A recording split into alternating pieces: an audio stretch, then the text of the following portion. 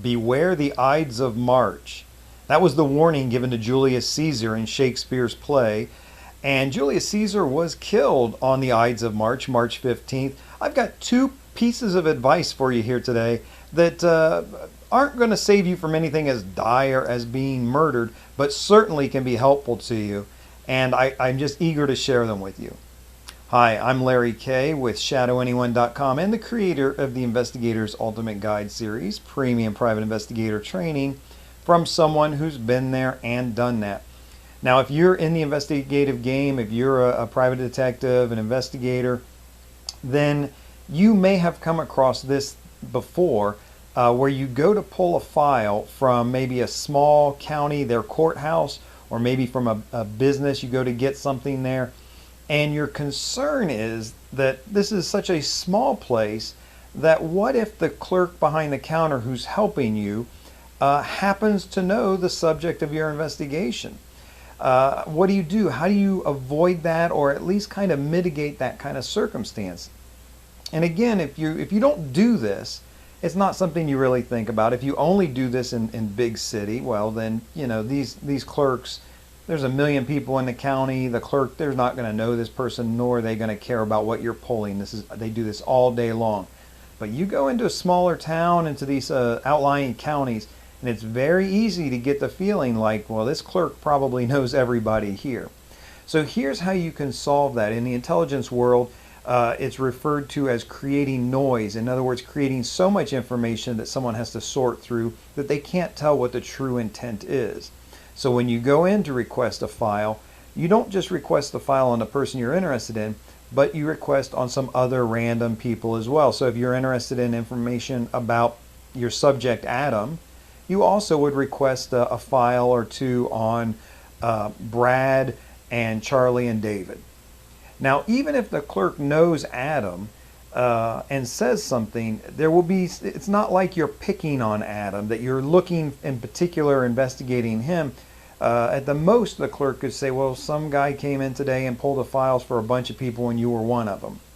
Which is just, if he's going to learn anything at all, that's a heck of a lot better than someone came in and asked about you. So you can really create this noise, mitigate the problem that you might have. And I've never run into this, even in some of the outlying counties where I've gone to pull records. I've never had that problem. But here's an interesting number two thing. If you have somebody that you think is poking around in your business, or looking at files on your desk, or maybe even going through your trash, then this is something that's going to help you. It's the second thing I want to teach you here today.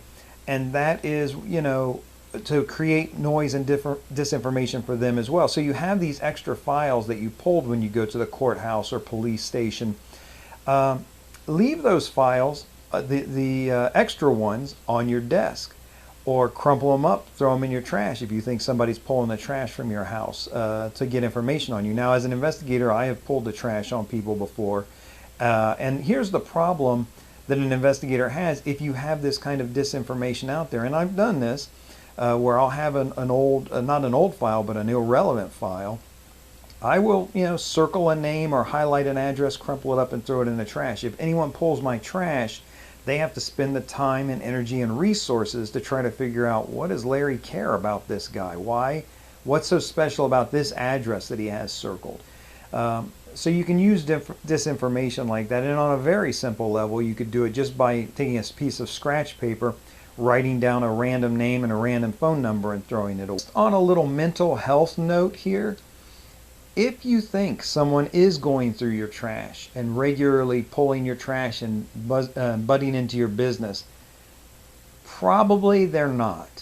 And if you think they're doing it regularly, I can guarantee you nobody's doing it regularly. I have pulled my fair share of trash in my time, and I don't know that I've ever pulled anyone's trash twice.